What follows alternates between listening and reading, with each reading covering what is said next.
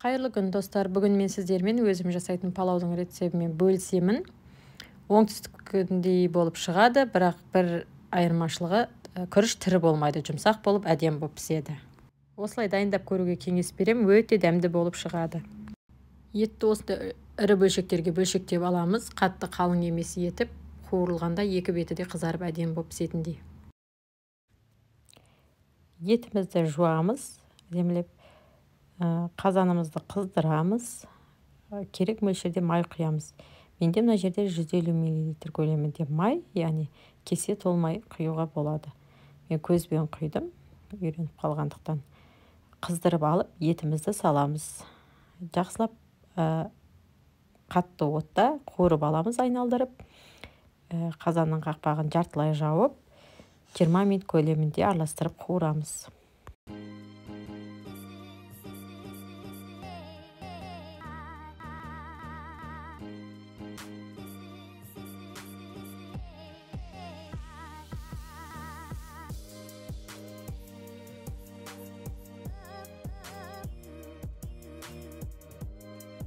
Неке жартылай жауып қойып, етіміз қуырылып жатқан кезде осылайынан пиязды тураймыз.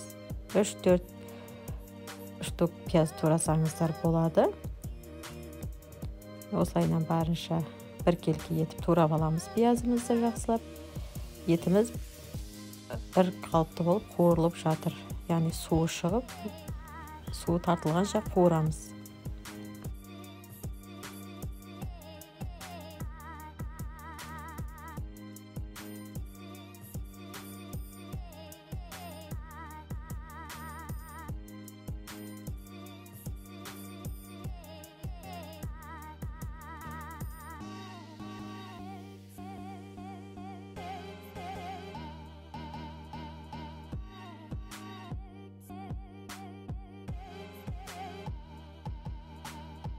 Неке видеода көріп тұрғандарыңыздай, еттің толығымен суы шықты, яғни енді отты сәл бәсеңсітіп,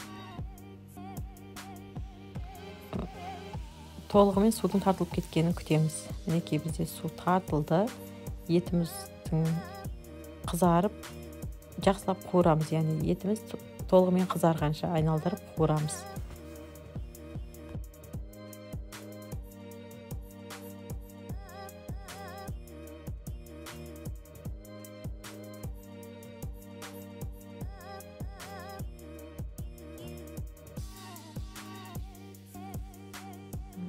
Біздің етіміз толығымен қуырылды. Араластырып, енді қызарғанша тағы да қуырсақ болады.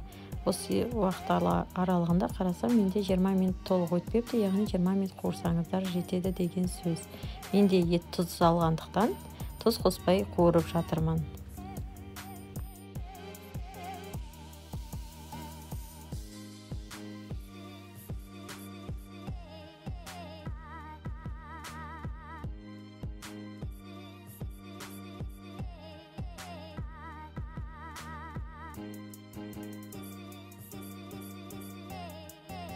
Неке етіміз барынша қызарды, енді пиязымызды қосамыз.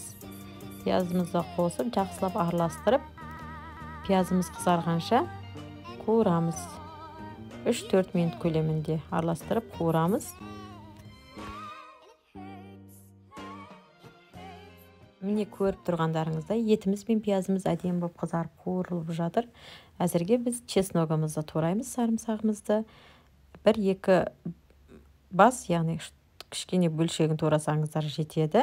Менде мына чесногым, сарымсағым бүтін болып шықты. Сол себепті мен осындай қатты ірі емес, қатты майда емес тураймын. Тамаққа өте әдемі дәм береді. Осылайынан қуырылып жатқан пияз бен еттің үстіне чесногымызды қосамыз.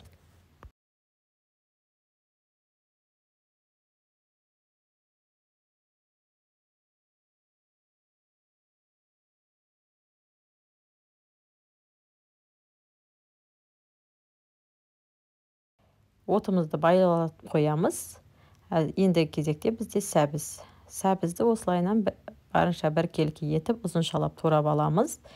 Мен 4-5 сәбіз көлемінде сәбіз қосамын. Яғни сәбіздеріңіздің көлеміне байланысты. Менде аса қатты ірі емес сәбіздер, сол себепті 5 сәбіз қосамын. Осылай біркелкі етіп турап аламыз.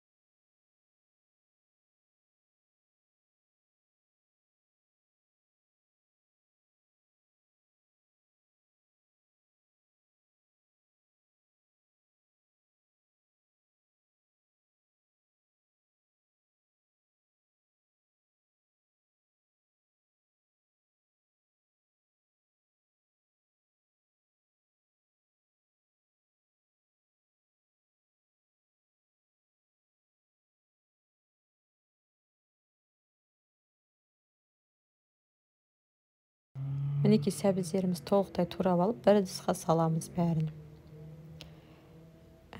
Қазанымызды көреміз, яғни мінекей бізде етіміз бен пиязымыз толығымен қызарған. Үстінен сәбізді салып, жақсылап араластырып, тағы бір 5-7 минут көлемінде жақсылап қуырамыз.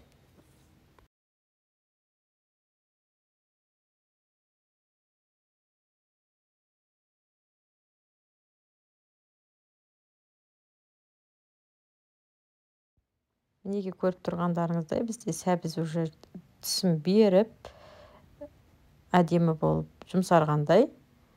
Бір 2 минутқа, 3 минутқа аузын жабамыз қақпағын қазанның. Тұз саламыз. Мен бір ас қасық көлемінде тұз салдым. Етім тұзға алғандықтан маған осы көлемдегі тұз жетеді. Енді су құямыз. Мысалы 3 кесе күрішке 6 кесе су құямын. Қатты толтырмай, салқын суды құямын. Яғни 3 кесе күрішке 6 кесе, бірге 2 кесе. Осылайдан есептейсіздер.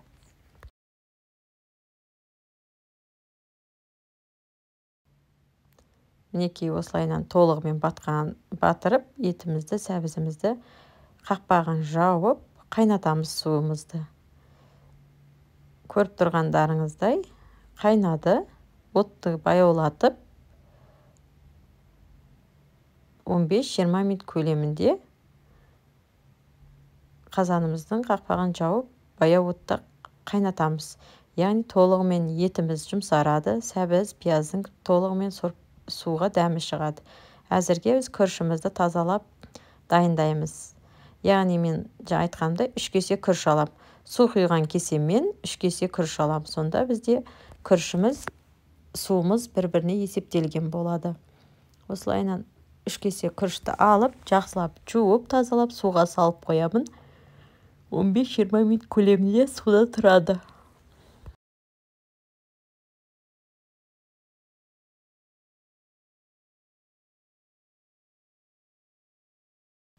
Мінекей көріп тұрғандарыңыздай, бізде қазанымыз қайнап жатыр.